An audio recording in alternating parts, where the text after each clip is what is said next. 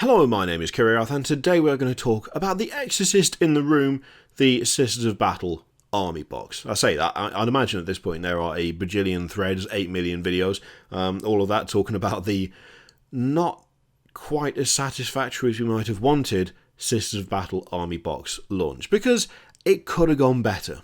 It could have gone better, let's be honest. Now, the timeline for this, from my perspective, was interesting to say the least. See, what I did was I sat there, 10 a.m, I was refreshing Element Games, because that's where I buy all my stuff from, and I managed to grab one, put it in the cart, and then I had to wait a moment because the site was being really, really slow. At that point I was like, oh dear, this is pretty popular, this might not go well. Managed to check out, I did secure a box. I was very happy about that. Having done that, I took the message that I'd written on the community part of the YouTube channel and did what I tend to do when it comes to pre-orders, which is say, hey, pre-orders are up. If you want to use my link, you can. If you don't want to, then don't do it. And I posted that. By the time I had posted that, it had gone out of stock on Element. It was gone. And it wasn't just gone on Element by like just that site. No, everywhere. Absolutely everywhere had sold out of that box pretty much in like 10 minutes, if that. I think it was less in some places. Games Workshop site absolutely capitulated. It collapsed into the floor. I will say, perhaps in future, don't put two limited edition things up at the same time. That's something I might recommend, because it wasn't just the Sisters of Battle box that went up. It was also the First Wall limited edition. Double dipping on limited editions might not be the best way to go in future, because I'm sure that also contributed to how completely wrecked the site was. I mean, trying to go for both the Sisters of Battle box and the First Wall, you kind of got to make a choice as to which you're going to go for.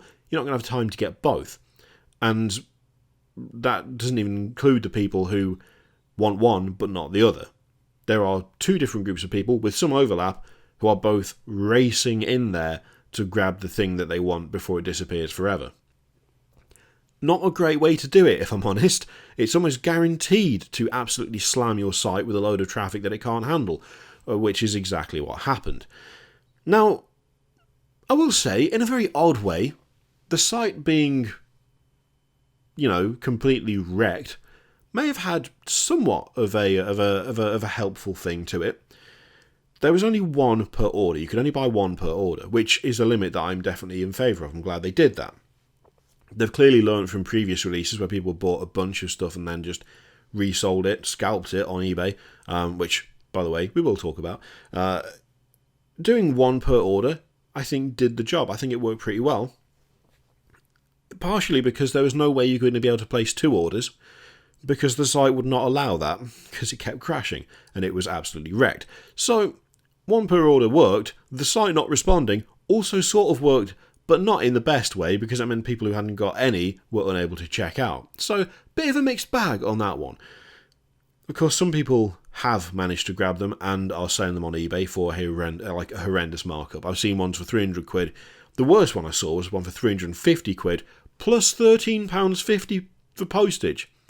Because when you're charging 350 quid for a box that costs 125, you need that extra £13.50 to post it, don't you, you greedy twat? So, it didn't completely fix the issue, but for the most part, the scalpers that I saw had one for sale, two at most. There was one, notably, that had 100 plus, but that to me stinks of a scam, not actually having that many boxes. I don't think that's legitimate at all. I mean, they are just selling a pre-order, after all. They've pre-ordered the box. When the box arrives, they need to send it to you. What they've done is they've just sold the pre-order that they bought. Someone does not have in excess of 100 of these things. They're just saying they do. So I think the limit worked pretty well. The thing is, it's a weird mix of different things, I think, this release. There were definitely too few boxes. There's no two ways about that. The fact that so few people got them compared to the number of people going, I missed out completely, I was 2 minutes late, therefore I didn't get one, indicates that actually interest was there for a much, much higher production run. Now, why they didn't do a higher production run is, there's multiple reasons as to why that could be. If you want to go full if I want to go full, like, not cynical, but full mistrusting of Games Workshop, not assuming the worst, but assuming the most kind of business-oriented approach. False scarcity drives up demand by quite a bit. If you say there's going to be only a few of these made, and then they're never going to be made again, more people want to buy them because they know they'll never be able to get it again.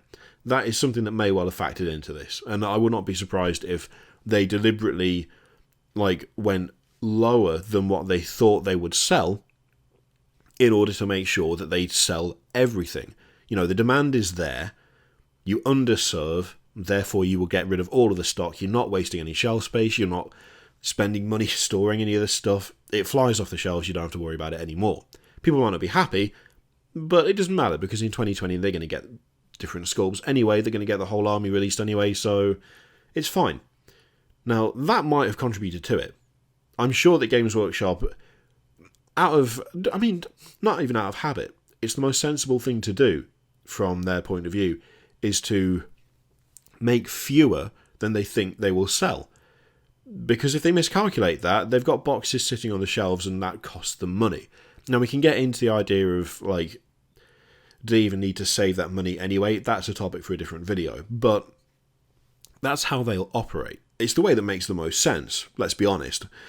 There is also the fact that I think probably they will have been somewhat surprised by the demand themselves. Now, I know there'll be a few of you going, bullshit, there's no way. But something that pretty much any person, any company, anything that produces stuff, business-wise, learns quite quickly, is that demand and actual sales on like... No, what's the way to put this? Just because someone asks for something doesn't mean they're actually going to pay for it. That's the best way to put it. When it comes to Sisters of Battle, they're in a strange and kind of unique position in a way. When Games Workshop completely redesigned the Space Marines range and showed up with Primaris, they would have been relatively certain that people would like them. I mean, it's essentially true-scale Space Marines. Now, we can argue about the implementation of them all day, and have done repeatedly in multiple videos, but Space Marines are a sure bet. These are, frankly, slightly better looking, true-scale Space Marines, and they have the full force of just being Space Marines behind them to push them into people's minds, and for people to break out their wallets and grab them. They were pretty much guaranteed to succeed with Space Marines, because they are Space Marines, they account for a ridiculous amount of the Warhammer 40k stuff sold. We know that. It's not a new thing, that has always been the case. Sisters of Battle are a bit different. They are, I think it's fair to say, the only range that has been completely updated all in one go. There's none of the old stuff left. It's all been replaced. The Primaris stuff was adding on to original Space Marines. So even if the Primaris stuff didn't appeal to everyone, and even if it didn't do maybe as well as they wanted, people are still going to buy Tactical Squads and Devastator Squads and the old Space Marine stuff. That stuff's still available. That's not the case with Sisters of Battle. The entire army has been replaced, and I think, I'm 99% sure that's the first time they've done that. So you're in this weird point where it's been a bit of a meme for as long as anyone can remember that Sisters of Battle should be a thing, but they're not. Are we ever going to see Sisters of Battle? No, it's never going to happen. They're locked in limbo. They're going to be there forever. Oh, wait. It's actually happening. This thing that we've talked about for so long is finally occurring. Now, in that kind of general area, you have the people that desperately want it and will buy every Sisters stuff like ever made. Anything plastic Sisters, they will buy. You know this. You have the ones with the original collections who will buy some of the new stuff but maybe don't want all of it. You have people who are now freshly interested in Sisters. They didn't want anything to do with the metal ones, because who really likes metal these days anyway? Like, why would you bother? That should get a few reactions, shouldn't it? Then you've got the people who are not interested in Sisters, but are just glad that they're getting a rework. You know, you've got the people who still don't really care about sisters, but are at least very interested to see the process of them being redesigned. You know, they might not buy any of this stuff, but they're keeping up with the Battle Sister bulletins. All their comments are like, well, this looks really good. I'm glad they're finally getting it. There's like a mass of voices, all essentially saying the same thing, which is, Plastic Sisters, great. Now, without running some sort of poll, how many of those do you know are going to buy a Sisters of Battle army box? Now, you do a poll. Let's say you do a poll. You ask the question, hey, how many of you are going to buy this box if we make it? Say, I don't know, let's just pull numbers out of the air because that's the best thing to do. 1,000 people respond, and 700 of them say, yes, I would buy this box. Games Workshop goes, alright, so we need 700 boxes. They make 700 boxes. They put them up for sale. Now, in this perfect world scenario, the only people who would even think about buying that box are the 700 people that responded yes, okay? So we're not talking about people who decided after the fact. We're not talking people who would say yes to the poll but didn't see the poll. This is a perfect world scenario whereby you have these 1,000 people and they are literally the only things you have to worry about. There are no external factors whatsoever. I can guarantee you that 700 people would not have bought that box. Of the 700 people who said, yes, I would buy it, they would not buy it. Some of them would buy it, maybe 500 would buy it, maybe 600, maybe 200. It's no reliable way of telling anything. It is damn near impossible to actually work out the demand for anything, even when you directly ask the people what they want. Now again, is this making excuses for Games Workshop? Not really. Not really, because there are multiple factors to this that I think just could have been handled better. This is one of those occasions where perhaps overproduction wouldn't have been a bad idea, although you've got to think to yourself, just how badly do they overproduce? This is one of those situations where preparation would have come in handy for ensuring that things like the website don't completely crash immediately.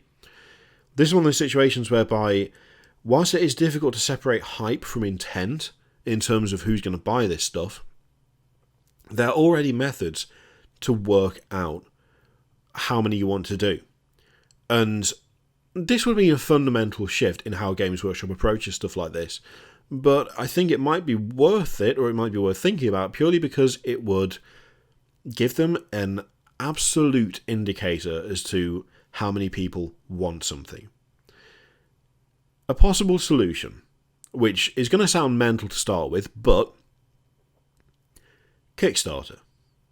Now, I'm not saying Games Workshop should kickstart all of their future things. That's ludicrous, they don't need to.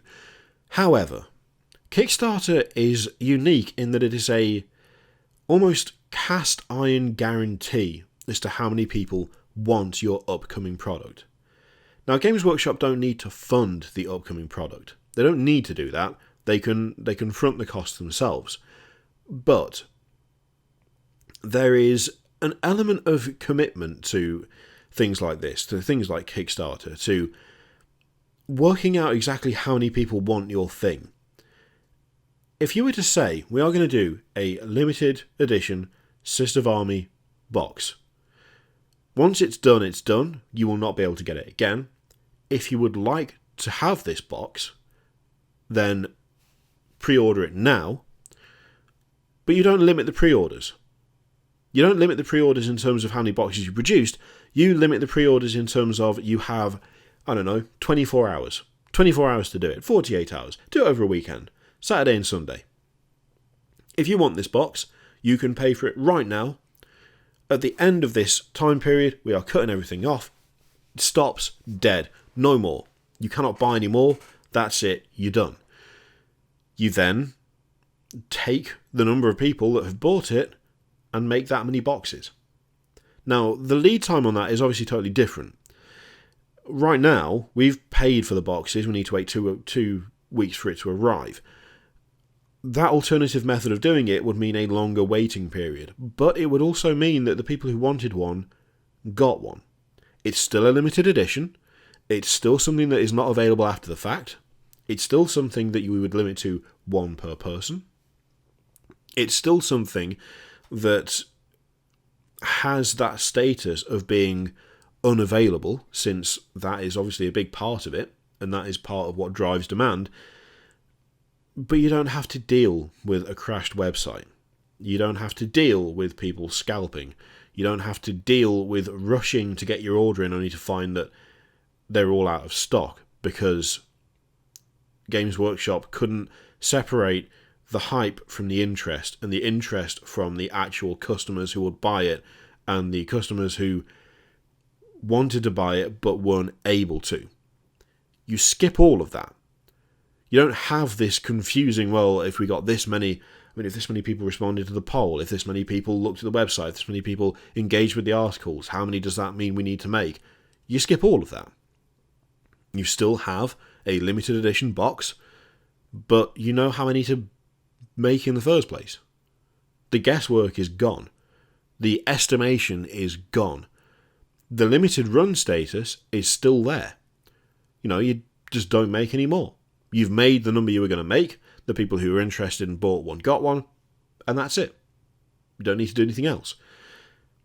I honestly think it's the only solution at this point, because whether it's by design of, false scarcity, whether it's by being unable to correctly estimate how many people want this stuff, these releases are not going well. They're not satisfying the customer base. They are not making people happy.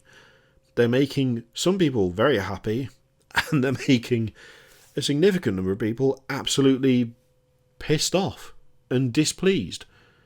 And you don't want to be routinely pissing off and displeasing your customers. I think that's probably the only way around it at this point. But that was very long and rambly, Jesus. Let me know what you think of the release, whether you got your copy, whether you're disappointed or upset or just accepting that, once again, didn't go great, and whether you think they do need to switch up the way they do it, whether they need to just overproduce, whether they need to ramp up what they do for these things, or whether they need to change the way they sell them to begin with so that people actually get the thing that they would like to get. Let me know what you think in the comments down below. Feel free to click all the things, Patreon, video, subscribe, all that stuff. And as always, there's the affiliate link, but I'm afraid you can't get the Sisters of Army box through it right now. Maybe if they do a rerun, that'd be good. Thank you very much for watching. I'll see you next time. Toodaloo.